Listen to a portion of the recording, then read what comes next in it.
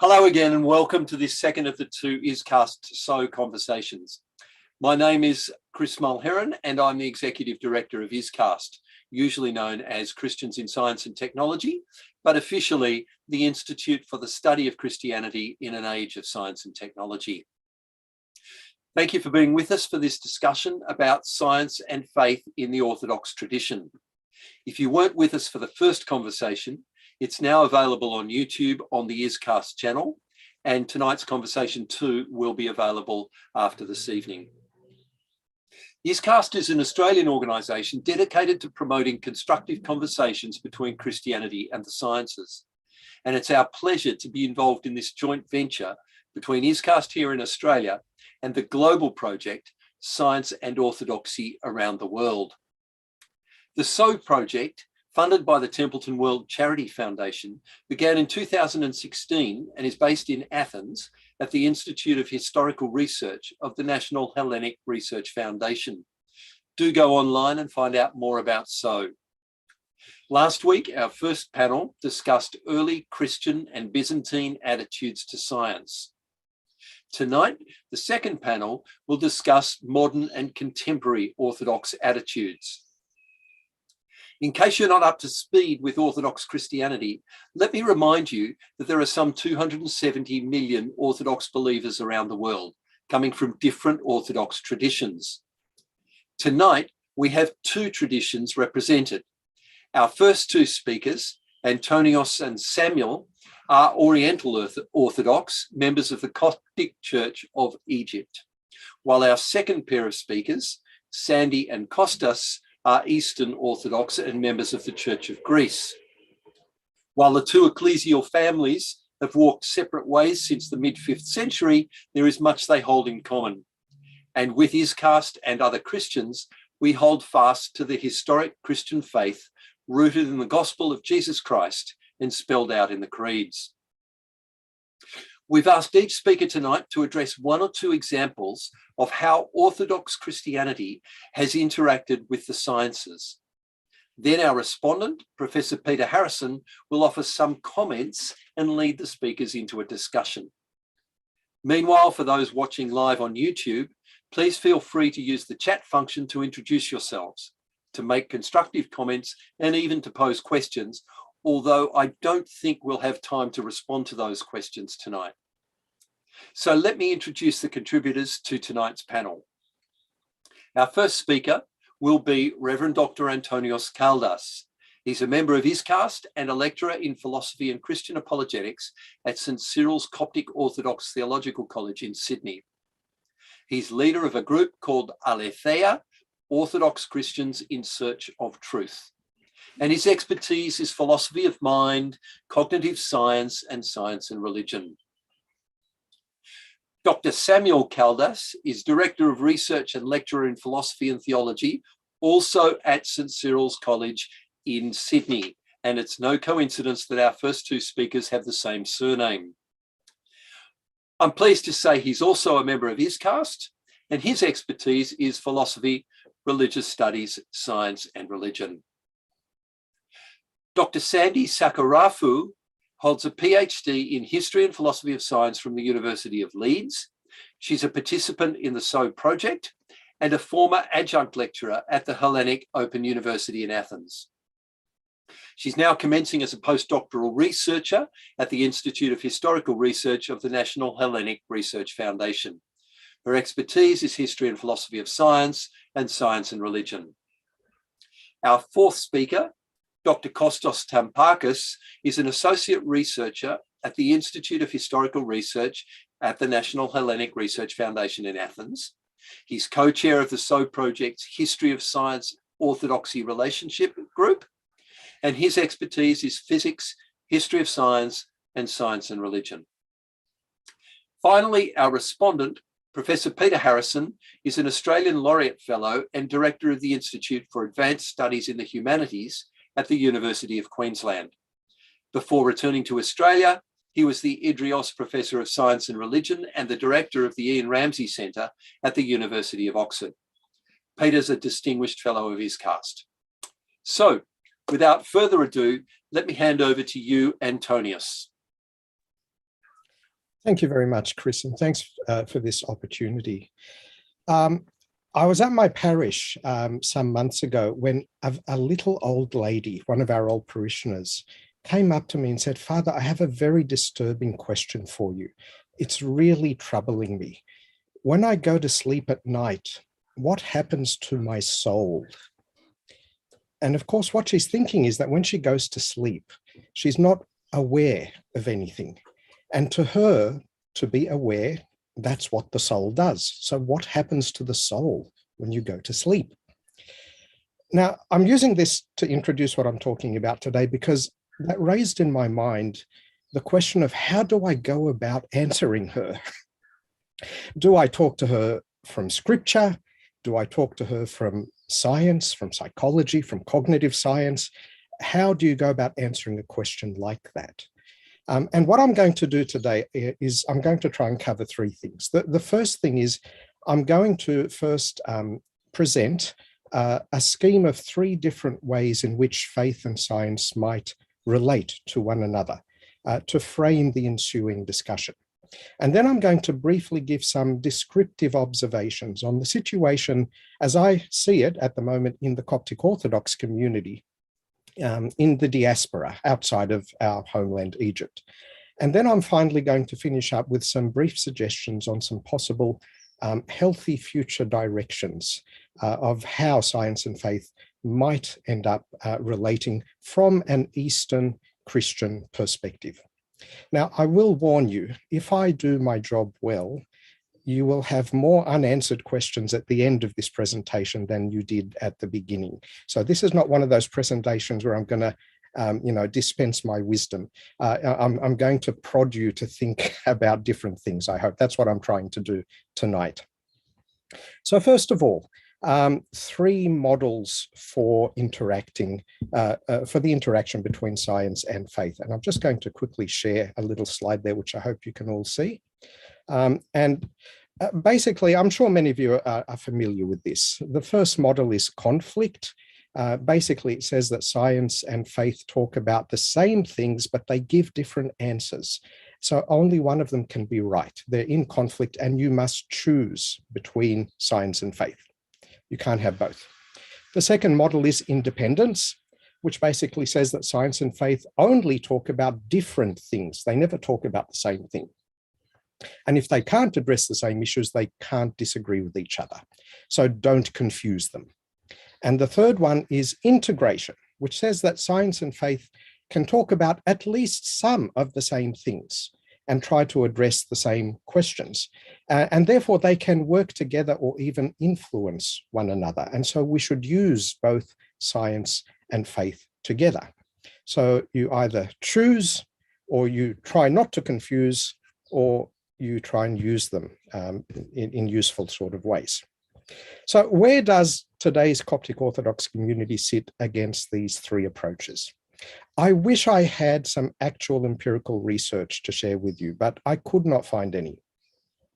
There is some plan for some research to be done, and I believe Father Doru is trying to get together a group and get something going there. But for the moment, you'll just have to accept my observations from Coptic publications, from social media discussions, from real life discussions. And as far as I can tell, all three of these models can be found in the Coptic community.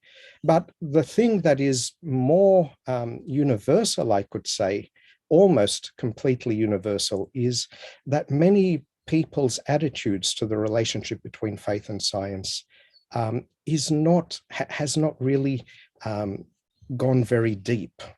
People haven't really reflected very deeply on their positions and on why they take one of these three approaches and the consequences of taking one of these three approaches. There has been a fairly strong push in some very vocal quarters in the Coptic community in the direction of the conflict model in recent decades. The Coptic Church in Sydney, where I am, had a brief and very passionate liaison with young earth creationism in the 1990s, but that's past. And unfortunately, this conflict idea, which is characterized by young earth creationism on the one wing and, of course, the new atheists on the other wing, they both agree that science and faith conflict in their answers to the same questions. Sadly, I think when we do follow that model, a lot of young people end up grappling with their faith and possibly losing their faith, particularly when they get to university and they find that it's very difficult to balance their faith and what they're studying at university, and they feel they have to let go of one of them. And I think that's sad. In the pews, more generally, I think a lot of Copts just tacitly assume a kind of independence approach. And basically just their faith is over here and their scientific knowledge is over here, or their career is over here, and never the twain shall meet. And that's how they kind of keep the peace. And I'm not sure how healthy that is, whether pastorally or intellectually or even spiritually. And I have a feeling that it is part of a broader pattern in modern Western civilization that separates the sacred from the secular and drives a wedge between them. And of course, the danger there is also that once you drive that wedge in through the middle, then you can get rid of one of them without losing too much from your day-to-day life. And often that's the faith. That's the one that gets jettisoned. And I actually don't think that it is very much in keeping with either the ancient conception of faith, nor even contemporary Eastern Christian conceptions of faith. But there has always been a lively strain of the integration approach in the Coptic tradition, whether going back to the Church Fathers, which all of us have as a common heritage, but particularly in the Alexandrian Fathers, and even, and I think Samuel will talk to this in the next presentation, even in the 20th century, there are some fascinating examples. As you can probably guess, I think that that's the preferable approach. And I think, though, that one of the reasons why it hasn't been adopted by as many Copts as it might have is that it is the approach that requires the most effort. It requires reflection. It requires research. It requires courageous dialogue and exposing oneself to dangerous ideas. And I think a lot of people, particularly people of faith, aren't comfortable with a great degree of that kind of exploration. And that's a pity, but I also feel that it doesn't have to be conducted by every individual for themselves. And that is why we have thinkers and scholars and academics who can do all the hard work and then present the findings with their working for those who are interested to those who can benefit from it later on. What we are actually talking about here, and this is the last part of my talk, is ultimately a search for the truth. And I think almost everyone in the world, whether they have a religious faith or not, operates under the assumption that A, there is an objective truth that can be found, and B, that we are the kind of beings who can find it. I don't have time to talk about A today, but I want to conclude with a few brief thoughts about B. And I want to make two observations that illustrate a possible way that the integration model can work in an Eastern Christian context to produce something that is really valuable in this area. And the first of those observations is that science and faith seek different kinds of truth. So people may speak of propositional truth. These are truths that you can know or understand or speak about or write about and so on. And I think in the modern world, people often end up limiting truth just to propositional truth. However, there are many other ways of thinking about truth, and one of them is experiential or existential truth, and that is to be in truth or to live in truth. And the Orthodox or the Eastern Christian, I think, would insist that we actually cannot find propositional truth about God that we can discover empirically. We would say that to know God is to know a mystery. And a mystery is not something that you can just set down in words and capture. A mystery is not something that you can look around you at the world and learn. Therefore, there can never be a science of God, so to speak, because truth about God is just not that kind of truth. God can't be grasped as if he was just one more capital T thing among all the other things in the universe. He's not that kind of being. He cannot be poured into the tiny vessel of a human mind. Truth about God is more like an ocean. The most we can hope for is to learn to swim in its endless expanse. And if we understand this, this will help us to see a way in which science and faith need not be in conflict. Things about the universe are things that we can understand propositionally. We can look around us and do research and learn them and write them down. But if we wish to know God, then we need another approach, the approach of mystery and experience. Now, I know this is sounding a lot like the independence model, but it need not be. And the second observation that I want to make is that the Eastern sense of mystery behoves all of us to be humble in our search and about our conclusions to that search, not just in understanding the mystery of God, but also in understanding the mystery of the cosmos itself, the creation of God. Human beings are the image and likeness of God, and in some ways they reflect the divine mystery. Therefore, our being human, our existing as human, and our experience as a human being can give us some kind of access to the mystery of God himself. However, as an apparatus for discovering even propositional truth, we are deeply flawed. We are not good at it. We make a lot of mistakes and errors. And I'm going to close with a quote from one of my favorite philosophers, contemporary philosophers of mind. His name is Erich Schwitzgebel. And he says, sorry, I've just covered up some of it. Most people are poor introspectors of their own ongoing conscious experience. I seem, just give me a second, because there's a ribbon covering it. No, I can't. There we go. We are both ignorant and prone to error.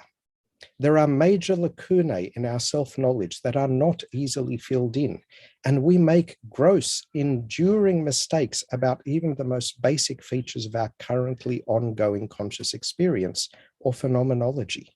Even in favorable circumstances of careful reflection, with distressing regularity, we either err or stand perplexed, depending rather superficially, I suspect, on mood and caution. So what he's saying there is he's distilling, I think, a growing sense within cognitive science and philosophy that we are just terrible at knowing what we know, or what is in the universe, or the divine mystery. And I think that that helps the Eastern Christian to feel a little bit more comfortable when we say God is a mystery. We don't need to be ashamed of that, because even the universe itself is also a mystery. In fact, I suppose I could summarize it by saying that all is ocean, very little is a cup. And that's where I'll conclude, I think, today. Thank you. Thank you so much, Antonios.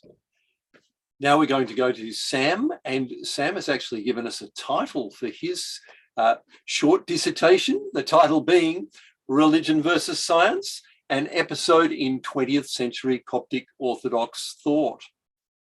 Over to you, Sam. Thank you, Chris. So let me just share my my slides, make sure that works.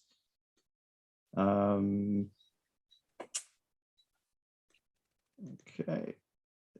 So hopefully you can see a PowerPoint slide now, is that right? Okay, is there any ribbon covering it up or anything like that? Okay, excellent. Thank you so much, Chris, and thank you especially to yourself and Father Doru and Peter for, well, one, for organizing this event, and also for allowing a young scholar like myself to take part in it. It's a real honor and a real privilege.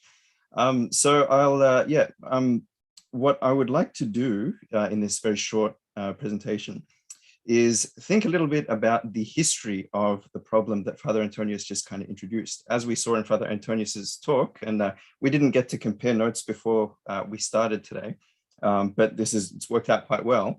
As you can tell from what Father Antonius was speaking about, there is a still very live question about how science and religion relate to one another for contemporary Coptic Orthodox, and indeed for all Orthodox and all Christians.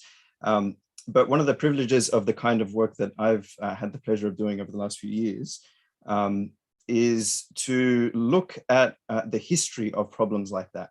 And it's made me realize that often we sort of inherit or we jump into debates and problems like this at a certain stage in their development, but there's so much that's gone into the whole way that a problem is framed. There's a whole history that's built up to where we are today.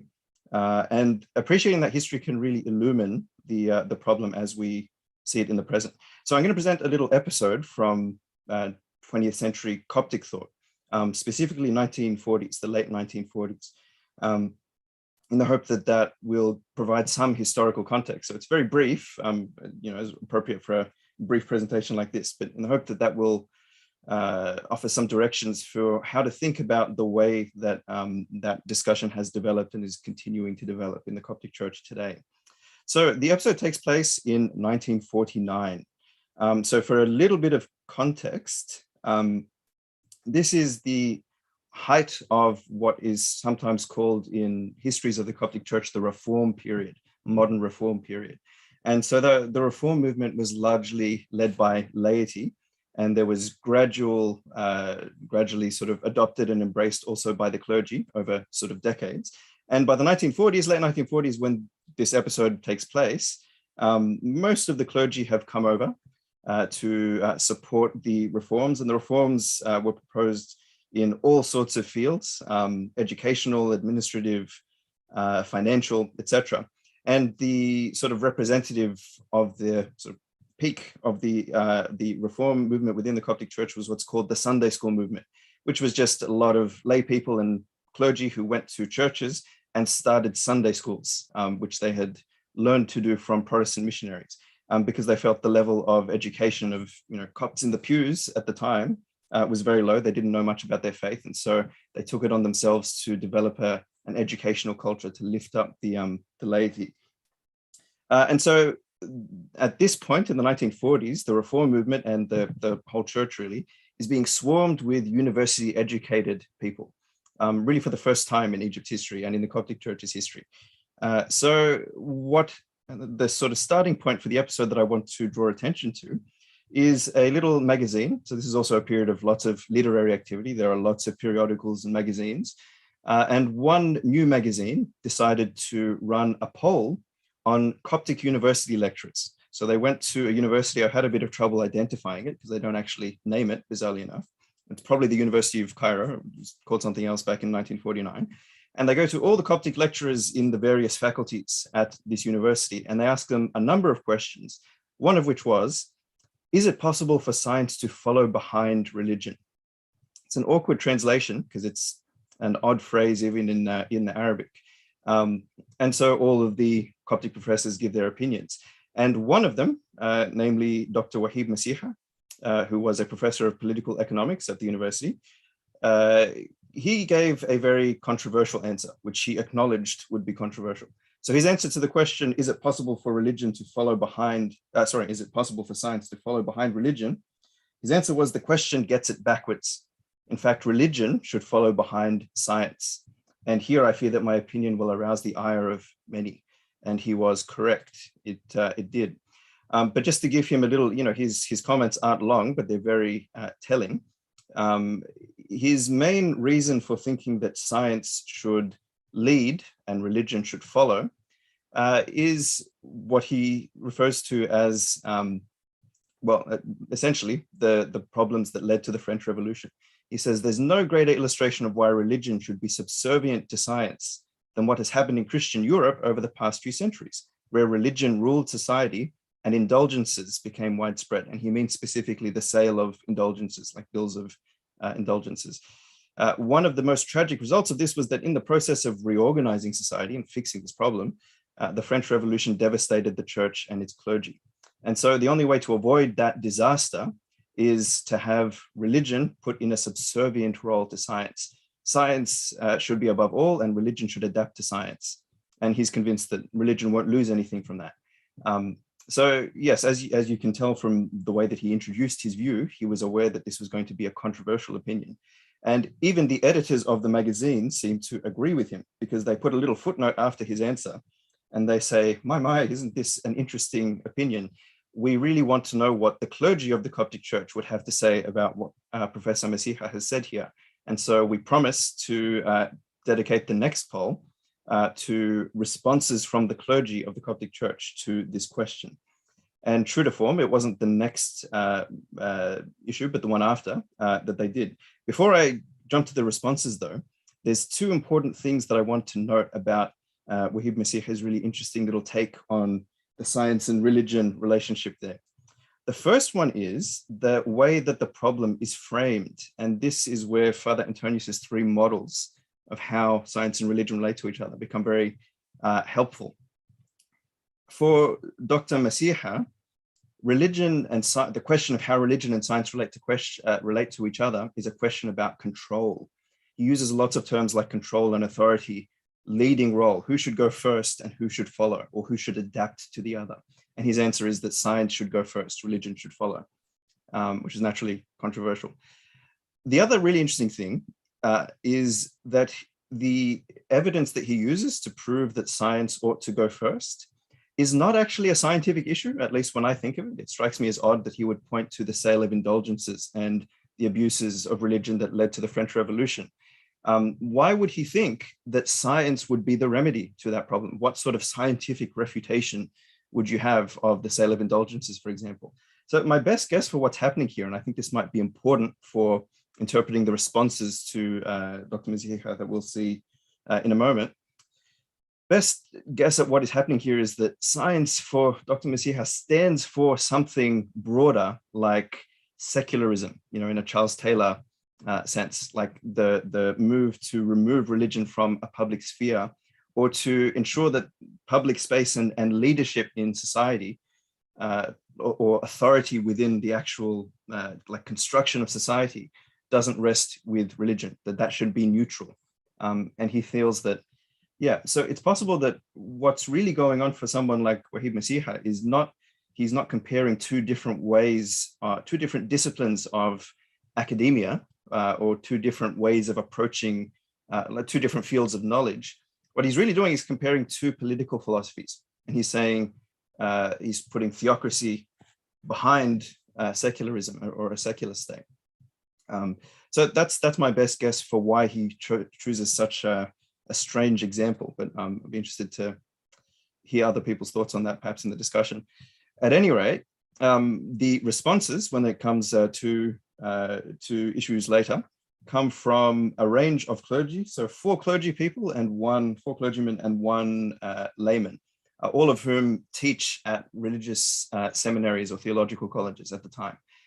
So they are, they're all named here. I won't go through the names for the sake of time, but I've grouped them here. So there's 5 responses, and I've grouped them here over the way in which they respond to Masiha's claim that science should rule over or control religion, should lead religion. So 3 of the respondents, the 2 bishops and 1 priest, respond by flipping the assertion and saying, no, in fact, religion should rule over science.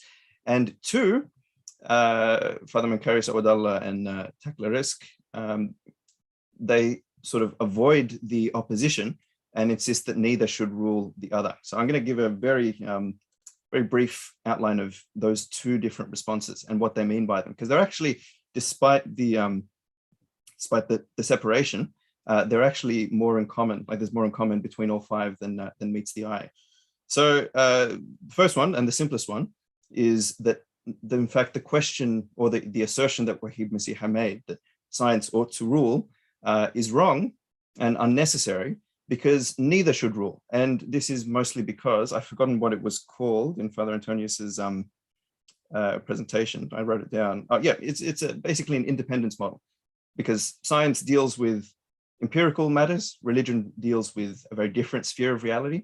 And so the two remain independent. So for example, Father Makrides says, the trials and events of the past have shown that it's not good for either religion or science to have dominion over the other, but each should remain independent. And Taclaresque, I believe there's no contradiction or opposition between science and religion. Each has their own particular scope. The church never attempts to bring science into submission to religion so as to drive the honorable gentleman Wahib Masiha to think that religion hinders science. And so that's the sort of non-conflict model. And the only other one that's worth mentioning before I wrap up is Lucas, who gives by far the most detailed and nuanced point of view, goes for about 1.5 pages, where he essentially argues that religion should have the pride of place because religion is the domain of the heart. Sorry, the domain of religion is the heart, while the domain of the sciences is the intellect. And the heart can correct the intellect, while the intellect cannot correct the heart. So actually kind of agrees with the previous model. He views them as distinct and separate. But his idea is that essentially having science in control would not fix the problems that came out of that caused the French Revolution, because those were problems caused by corrupt religious principles or corruptions of the heart. And science can't fix those. Science doesn't have a moral dimension, only religion does. So yeah, I will stop there. I suppose the concluding point is just that it's really interesting that in all the respondents, essentially all of them agree that genuine science and genuine religion never contradict one another, but they work perfectly together. And so the contradictions that arise from each other, between science and religion, are always the results of some defect in either the way that the science is being done or that the religion is being done. So yeah, I hope that's an interesting sort of historical interlude. But I'll stop there because I think time is tight. Thank you, Sam. Thank you so much there, and so much to discuss, but I better not lead into that right now. We'll leave that to later. Sandy, over to you. Thank you very much.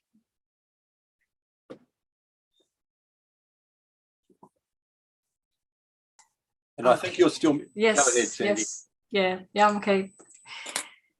Well, first of all, I would like to thank you for giving me the chance to present my topic. That is how chemistry has been perceived by Greek Orthodox scholars from the 19th century to the present day. In 1998, the administration of the Association of Greek Chemists inquired from the Holy Synod of the Church of Greece to declare Menignos the Fuller, the cloth dyer, as a patron saint who is celebrated on the 22nd of November. What is remarkable is that no other scientific association in Greece, besides medical caretakers, has a saint patron. This fact made me wonder about the relationship between this scientific discipline and Greek Orthodoxy. Now, chemistry was introduced before the Greek War of Independence in 1821, when the Greek-speaking population was still under Ottoman rule. This period is also known as the Neo-Hellenic Enlightenment. According to the received historiography, the introduction of the new scientific and philosophical ideas from Europe through the systematic translation in Greek language of various textbooks contribute to the intellectual recovery of the Greeks from illiteracy and superstition, and subsequently led them to their political independence. By the late 18th century, certain Orthodox Greek-speaking scholars like Nikephoros Theotokis, who belong to the wider circles of the Ecumenical Patriarchate and have studied abroad, mainly in Vienna or Paris, introduced the first fragments of chemical knowledge in their manuscripts, aiming at educational purposes alone in the underdeveloped educational structures within the Greek-speaking space. In the early 19th century, chemistry was still perceived as a science subject to physics. Archimandrite Archimos Gazis was the first to introduce the work of Lavoisier in his translation of Benjamin Martin's Philosophical Grammar, written in 1799. He was also responsible for the publication of the first purely chemical book, in the Greek language, the translation of Foucault Philosophie Chimique in 1802. The popularization of natural sciences in the Greek-speaking regions took place within a certain cultural and religious context. The new sciences were usually perceived through the revival of the classical philosophical heritage and the reassessment of the Orthodox Christian tradition. Chemistry was also perceived in agreement with the local philosophical discourse. The latter was an amalgam of the new scientific and philosophical ideas and scholastic Aristotelian and Aristotelian tradition. There was a repetitive pattern reproduced. Modern chemical ideas were supposedly in continuation with the ideas of ancient Greek philosophers. Thus, chemistry became a science when ancient Greeks developed a primary chemical philosophy. Within this context, the early chemical concept of phlogiston, later called caloric, for example, was supposed to be analogous to Aristotle's elemental fire in its roles in creating heat, light, and fire. To give another example, the reformed chemical nomenclature introduced later by Lavoisier and others was argued to be of ancient Greek origins. Therefore, it seems that for a 19th century Greek Orthodox scholar, chemical knowledge was probably acceptable because of its compatibility with the local philosophical discourse. Furthermore, it could be said that chemistry was not in conflict with the spiritual tradition of the Orthodox Church, since the Greek fathers themselves renovated Greek ontology with the historical and eschatological event of the mystery of Christ. In this context, chemical knowledge could possibly help to understand the world of creation and consequently the creator in terms of natural theology, of course. Yet, there were further reasons for a 19th century Greek Orthodox scholar to feel comfortable enough to be familiarized with chemistry. First, contrary to physics or cosmology, there were no serious theoretical or ideological objections, since there was no alternative chemical system to be proposed. Second, chemistry did not supposedly explore the origins of the creation the way physics and biology did, but it studied the states of matter. Third, it was assumed that chemistry never really put forward the issue of materialism. Therefore, it did not raise any serious theological problems. Any programmatic attempts to sketch out the chemical materialism in Europe was often combined with bits of vitalism. For example, it was assumed that organic molecules were subject to laws that are different from the laws of matter in motion, or that the existence of material properties was of a different order in comparison with purely physical ones. Therefore, chemistry could be seen not to be a threat against the moral order or the Christian doctrine of the human soul and free will. Finally, there were few Greek Orthodox authors, such as the monk Dorotheos Christodoulos, who would take into consideration the alchemical past of chemistry. Dorotheos translated from Latin a manuscript on Hermetic philosophy in 1888. Of course, what mattered more in that case was not the metallurgical character of alchemy or its association with natural philosophy.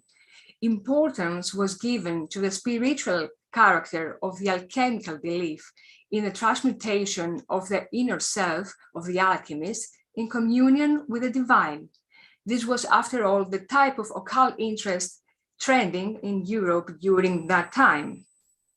However, in the late 19th century, chemistry was considered as a dependent science and was mostly celebrated for its interdisciplinary, practical, and beneficial character. Chemistry was said to promote not only the national economic growth of the new Greek state established in 1830, but also the well-being of individuals, families, and society in general. Even nowadays, especially in the service of medicine and agriculture, chemistry is often considered by Greek Orthodox authors as a virtuous science compatible with religious imperatives to relieve human want and suffering. Still, there's a sense of restrained enthusiasm about the epistemological boundaries of chemical knowledge. In 2011, in an article published in a known Greek Orthodox journal titled Idrasimas, Our Action, the author assumes that the fact that chemistry is divided into several sub-disciplines not only proves the limitations of the way the human mind works, but also reflects the unlimited Sophia which is contained within the world that surrounds us. Therefore, chemical knowledge may disclose the chemical properties of matter, but even then, according to the author, chemical products are said to differ, to be ephemeral and simpler than the ktismata, the creations of God. I will close this quick presentation with a thought about how an Orthodox could perceive chemistry nowadays. One is accused of environmental pollution.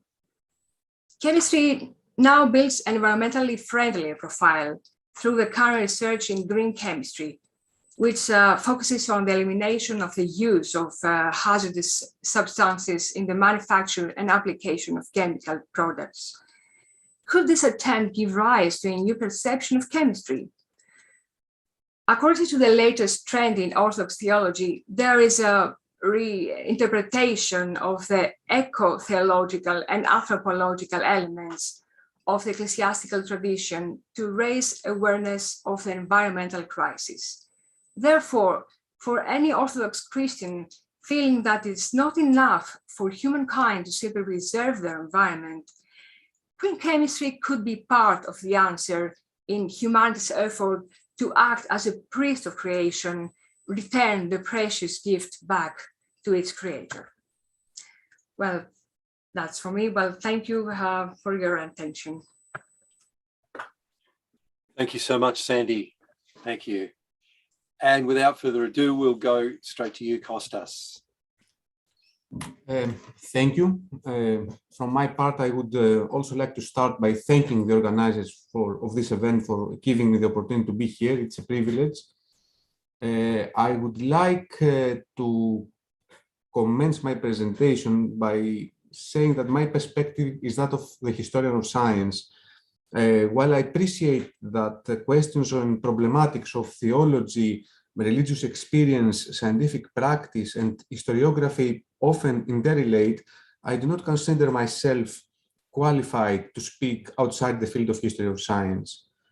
And on that note, I would like to propose that when discussing the ways that the natural sciences and Orthodox Christianity have interacted, I think it is important to ask whose Orthodox Christianity are we discussing? And again, I'm not making a theological point, but a historical one.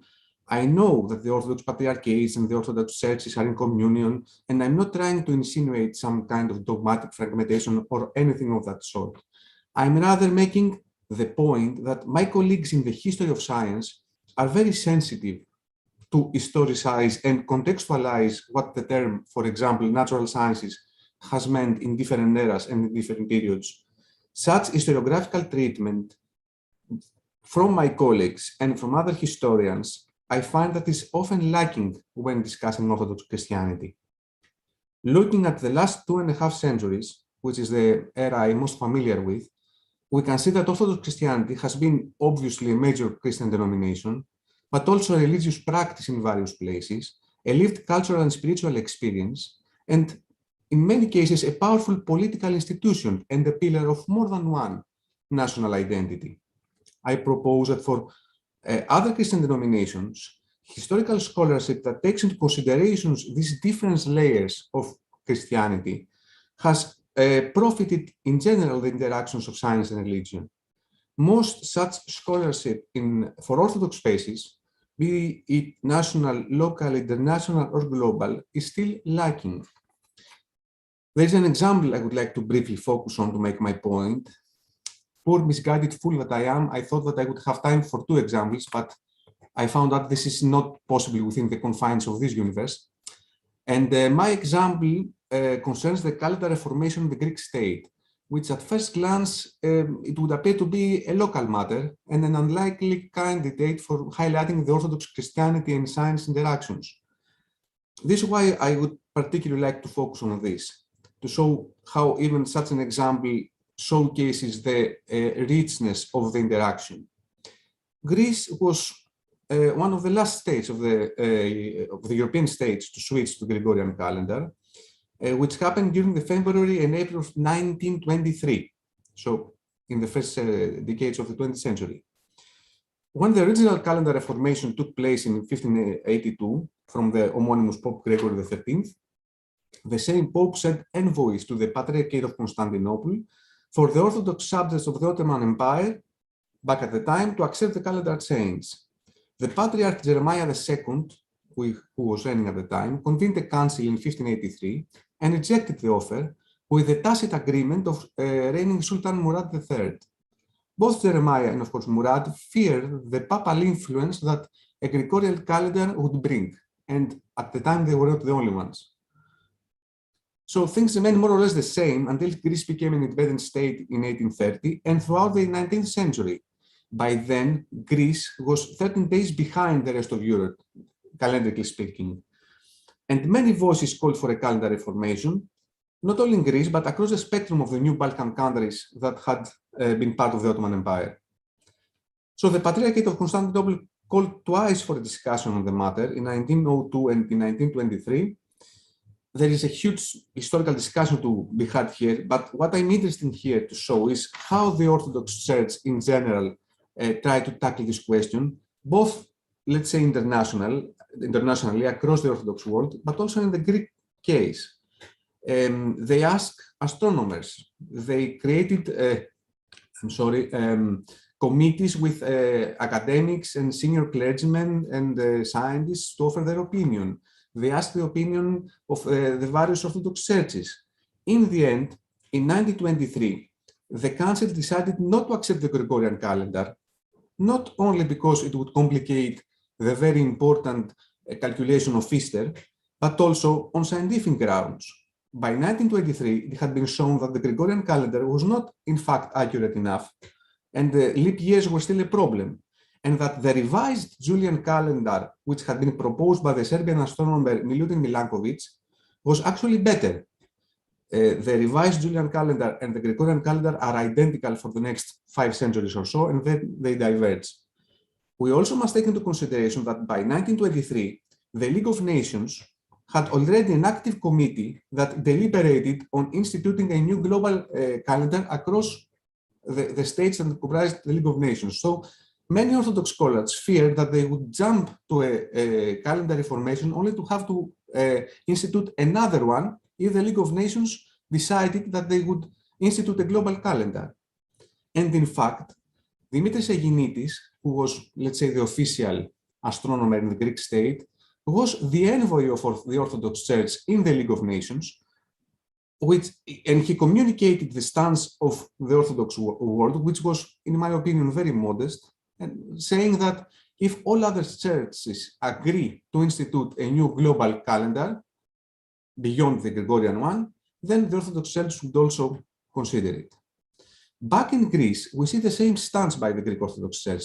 They had deliberations, they had committees, they asked the theological faculty of the University of Athens to offer a theological opinion. And in the end, they decided to wait, but the political needs and the political landscape after World War I forced the Greek state more or less to change its calendar. And the Greek Orthodox Church decided to follow by adopting the revised Julian calendar. This created a religious crisis that many lay people refused to accept the Gregorian calendar or the revised Julian calendar. Many low-ranking clergy refused to perform the rites. The elder patriarchates of Jerusalem and others had different opinions on whether this was a good idea. The monks and monasteries of Mount Athos had, some gave a reluctant assent and some were staunch in the refusal of accepting the new calendar. And this created a religious crisis, which is in many cases still going on, because there is in Greece and in other places the so-called old calendarists who follow not the Gregorian calendar, but the older Julian calendar, which are more or less dogmatically identical to the Orthodox Church, but they refuse to institute the new calendar. Again, this is a rich story, but I would like to focus on how the Orthodox Church tried to respond to a pressing need, and how they acted in a way that many scientific societies would envy. They try to ask opinions of different actors. They try to communicate with the scientific community. They try among themselves to come to a consensus. And here we see a complex relationship of science, religious institutions, common clergy and believers, and the historical context of the era, which shows that when dealing with Orthodox Christianity and its interaction with science, there are multiple layers to be discussed. Now, as I said, I also had the idea that I could speak about perhaps a more ambiguous episode in the science and Orthodox Christianity interactions by discussing how some religious brotherhoods acted in the 1940s and 1950s and 1960s in Greece, and how they used discussions about science and Orthodox Christianity to promote anti-communist propaganda and more or less justify harsh political actions at the time, but I do not have the time for this. I will stop here and say that even this one historical example I briefly discussed, I think showcases the historical richness of the science and Orthodox Christianity interaction, and there is a need to start discussing and researching the recent history of Orthodox Christianity, not as historical theology, but as a cultural, intellectual, and social history. I believe that the whole field of science and religion, and not only science orthodoxy, can profit from such a historical scholarship. Thank you. Thank you so much, Kostas. Now, I think it's time for me to make a captain's call. We have about 7 minutes left, and that simply isn't sufficient. So you can blame me for messing up the beginning of tonight's meeting. Let's decide that we will finish at 8:15. That is, we've got about 20 minutes. And I'll hand over to Peter Harrison now to comment perhaps on what he's heard and to lead the conversation. Thank you very much, Peter. Great, thanks, Chris. And look, thanks to all our speakers. We've got so much that we could possibly talk about here, but I'll try and keep my comments fairly brief. What I might do is offer some brief observations about what each of the speakers have said, and perhaps then ask them to respond in turn to a general question that I want to conclude with. And I'm very happy for speakers to interact with each other, so I don't want to intrude too much. So one of the general questions I think that's come up from across what people have had to say is, are there any broad generalizations that we can make about science and religion that are in any way helpful? And I think we started with Antonios giving us a very general picture, finishing with Kostas giving us something very fine-grained and specific, and then we have two presentations that were kind of located in between. But I want to come back to the possibility of thinking in general terms about science and religion. Before I do that, though, let me preface this by saying it's terrific that we have two speakers this evening from the Coptic Orthodox tradition. Science and religion discussions have been typically dominated by Western Christianity, which stands in for religion. And belatedly, we've realised that there's an Orthodox tradition out there. And going further down, we've realised that the Orthodox tradition is itself quite diverse. So it's terrific that we've got representatives of Coptic Orthodox Christianity giving us this really interesting new perspective that's been missing from the discussion for so long. So I'm very grateful to our first two speakers for that.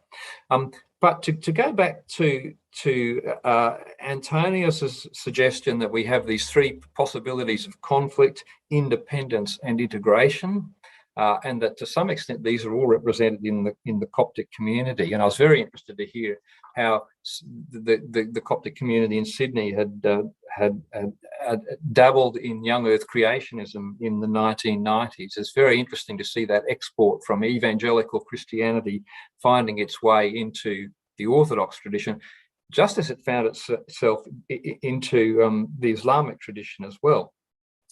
But I want to go to Antonius's concluding remarks, where he suggested that there are two kinds of truth in operation between science and religion, one more propositional, which is science, and one that is more personal, or perhaps we might say apophatic, or to resort to something like negative theology. There remains a mystery in theology. And his suggestion was that we might approach the natural world in the same way and think about the cosmos as also something mysterious, and that the creation is something mysterious. I guess my question would be whether this, he himself indicated this might take us back to something like independence, or although thinking about the cosmos in this mystery term brings us back to the notion of integration. I wonder whether it might actually move us in the direction of conflict, because the very aim of science is to reduce the mystery of the natural world, and to the extent that it does that, and the extent that it seeks an instrumental approach to nature where we manipulate it and we make it reveal its secrets, whether that might not take us back to fairly conflicting understandings of, on the one hand, the notion of a cosmos as creation, and the notion of a natural world as a material thing there to be manipulated for human purposes. Because I can't see that science will ever buy into an apophatic, negative theology type approach to the cosmos.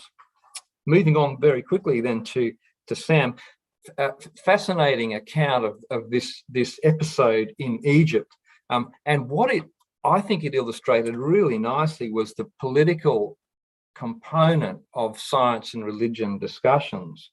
And it seems to me that secularization is the key thing that we see coming up in Masiha's response when he wants to say religion should follow the sciences, which actually offers us another model of interaction. Religion must follow in the wake of science. But he says society cannot progress unless that's how it works. And this is just standard secularization theory that we see in Egypt. We see the similar thing going on in Turkey, and we see a similar thing going on in India, where science is understood to be the mechanism of modernization and progress, and religion as the thing that is impeding the progress of societies.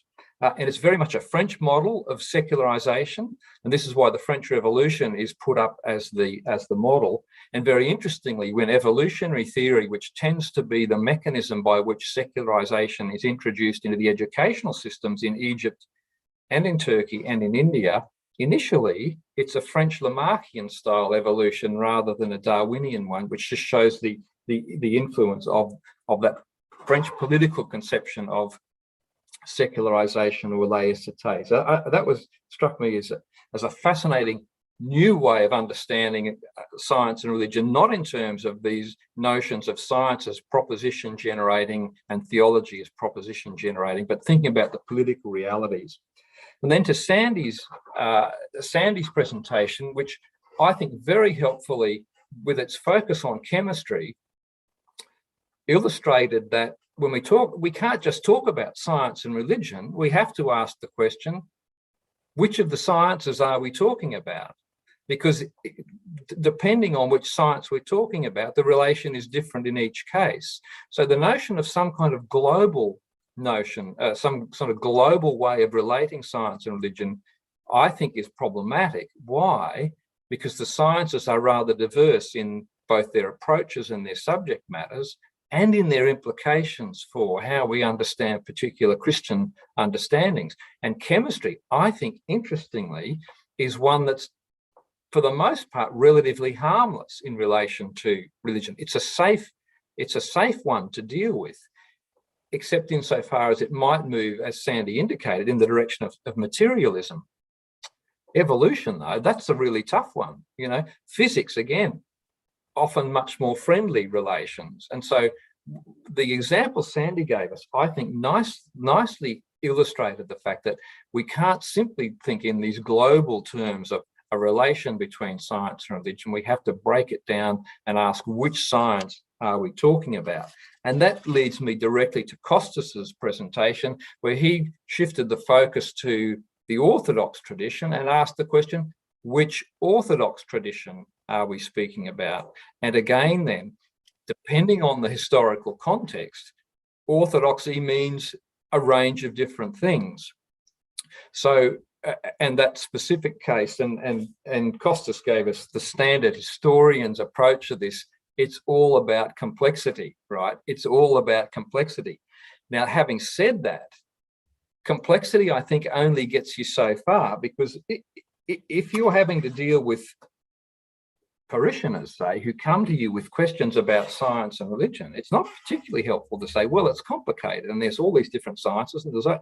Okay, so there are different circumstances under which the global kind of picture that we began with is helpful, even though we know that there are political and local and diversities within the traditions that are really important. So I suppose I want to go back to each of the speakers and ask them to respond to what I've had to say. But the broad question I have is, how do we deal with the need to come up with some kind of global understanding of science-religion relations, as opposed to the sorts of nitty-gritty specifics that we had discussed in the last two speakers? So I'll stop there. And look, perhaps I think if we go in the order of the speakers, and I'm very happy for speakers to respond both to me and to each other.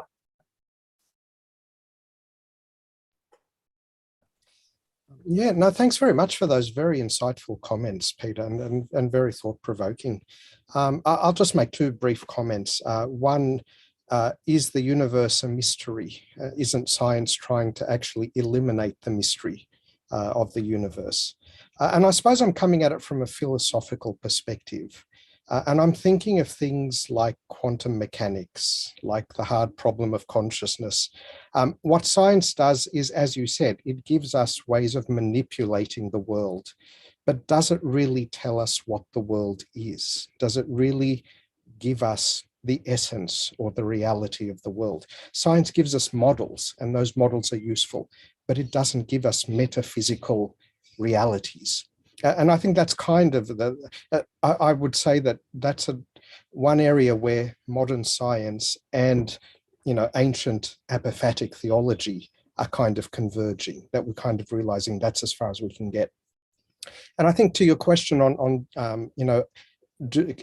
specific or general, again, I think I'm coming at it philosophically. I'm kind of thinking of, I suppose, the methodology of science. How does science work? Whatever subsection of science it's working in, I think there are certain principles of how it works. And I'm not an expert on this at all, so I could be wrong. And that's what I would like to kind of compare with, faith and how it approaches the knowledge of reality. And I would be really interested. Am I on the wrong track there? I don't know what other people think. Yeah. If I could just come back very quickly, and Tony, so you make a really good point, I think, with respect to quantum mechanics and consciousness, because I think these really are ultimate mysteries. And the question is whether quantum mechanics is actually, whether we just back away from a realist interpretation completely. And I was just struck by when Colin McGinn, who was a philosopher of mind, who I'm sure you're familiar with, is famous for his conception of Mysterianism, where his basic argument is we'll never understand consciousness because the way our minds are constructed, there are limits to what we can know, and that's something we can't know.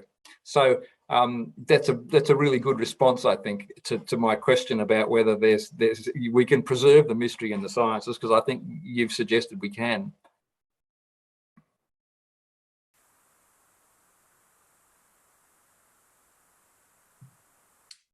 Should I jump in then?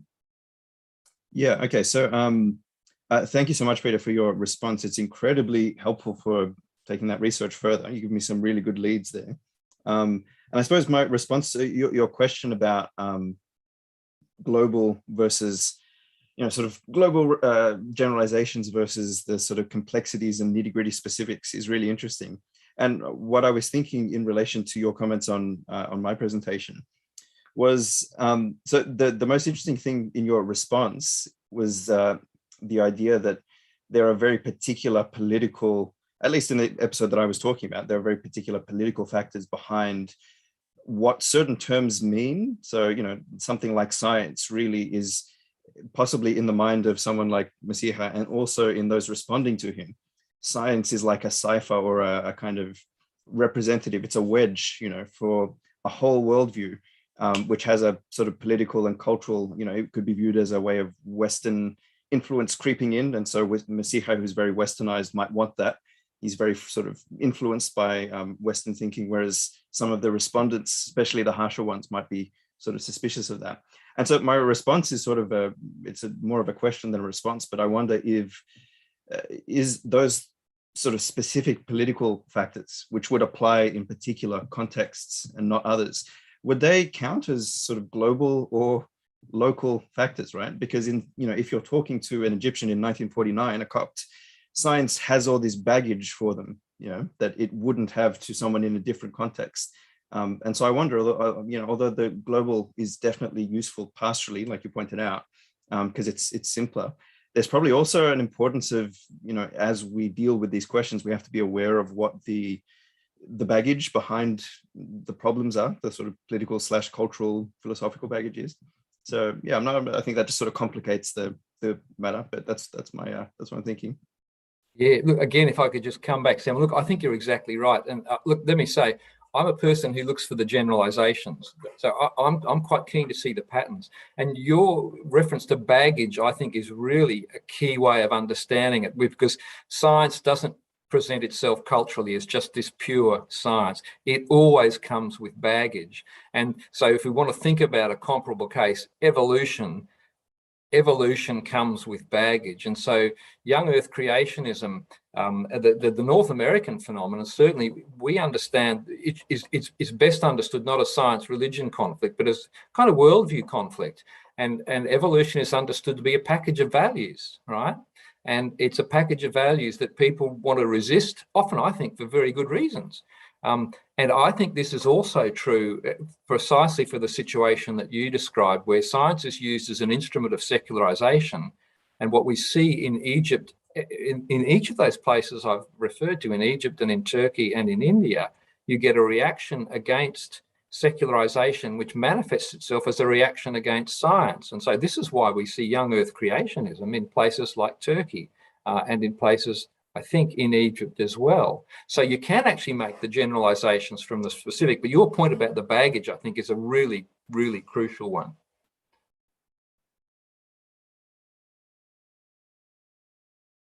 Okay, thanks, Peter, for your remarks. To be honest, that was my thing. I mean, I choose that topic exactly because I feel that you cannot have a broad generalization. You just can have some kind of interpretative frameworks that are set from the agents themselves, from the authors that I was reading about how they feel about chemistry. So even then, this is a kind of schema that I, the historian of science, don't really put on the agents, but it's the agents that they put on how they think about the relationship between science and religion is.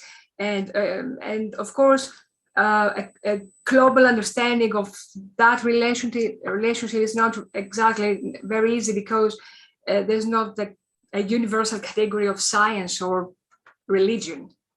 Exactly, you have many sciences, many scientific disciplines, and you have many religions and even Christian denominations. And as Costa said, even within the Greek Orthodox Christianity, you have also more things to reflect. Anyway, so yeah, I mean, it's quite a tricky thing to try to analyze the complexity That's the thing. I don't know. We try at least at some point. Yeah, just again, another quick response, Sandy, and just to reiterate, I think so it's important that we don't let some parts of science stand in for the others. And very often in the conflict model, it's evolution that gets to stand in all of science. And in the consonance models, it's often physics that gets to stand in for all of science. And so it's quite interesting how that pans out. And I think sociologically, what you find is that physicists and mathematicians are much more science friendly than those in the biological sciences, although those in the social sciences are even more hostile typically. So it's quite interesting that science is really not the thing that generates intellectual, well, it does generate some intellectual difficulties, but let's not forget the poor relation of the sciences, which are the humanities, which I think create perhaps even bigger issues. But I'll stop there because I want Costache to have a chance to say something. I will be very brief. The point I was trying to make is exactly that complexity does not get us very far, indeed. And we have to start considering what complexity could mean when we're starting to analyze these things. And I think, again, Samuel here provided a very good example on how modern responses are built up from things in the local or contextual history of each space. I also believe that generalizations need to be made in history and when discussing such things. But I think, and that was the point I was trying to make, that the materials we need to construct responses in each space today are not there from the historical scholarship. If something has become apparent in these pandemic times is that there isn't a global way to reach people across countries and denominations to convince them or to bring them closer to having both religious and scientific, let's say, viewpoints in discussion. You need specific tools, specific approaches for specific people. And because historical trajectories are different, these tools need to be structured differently. And this is why I try to distinguish between some of the levels that we could discern when we're discussing about Orthodox Christianity, the lay people, the low-level clergy, and so on and so forth.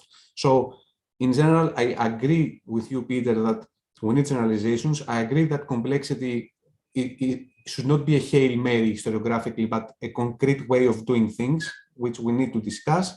And I agree with some that spaces and their contexts are built up historically. And we need to do this kind of history to be able to do this kind of work today. Just grabbing my unmute button. Yeah, look, as you know, Costache, I'm sort of coming at this from a historical angle. So I'm very sympathetic to what you're saying, but and at the same time, I'm conscious that when people have specific problems, telling them it's complex is not a practical solution. And I think we're on the same page there. I don't have anything more to say, except that I really enjoyed the discussion. I thought we had some really interesting complementary views that's enabled a number of important issues to emerge. So unless any of the speakers have something to add, I think we're getting close to the time. So I might hand back to Chris and let him wrap things up. Thank you, Peter. And thank you so much to all 5 of our speakers tonight. Antonios, Sam, Sandy, Costache, and Peter yourself. It's been a fascinating and whirlwind dip into science and theology in the Orthodox tradition over the Orthodox traditions over the millennia. Thank you. I hope that these 2 conversations have just begun to open up a longer term and fruitful conversation, a conversation that will help Christians around the world to better worship the Creator of all things, who is revealed in both science and theology. Finally, I'd like to add a special note of thanks to ISCAST staff to Jackie for her digital genius that brought us from Greece, from Germany, from Queensland, Sydney and Melbourne, all onto your YouTube live stream. And thank you to ISCAST's research director, Doru Costache, who is the organising power behind these two conversations. So thank you to them. Thank you to our audience, and good night, everybody.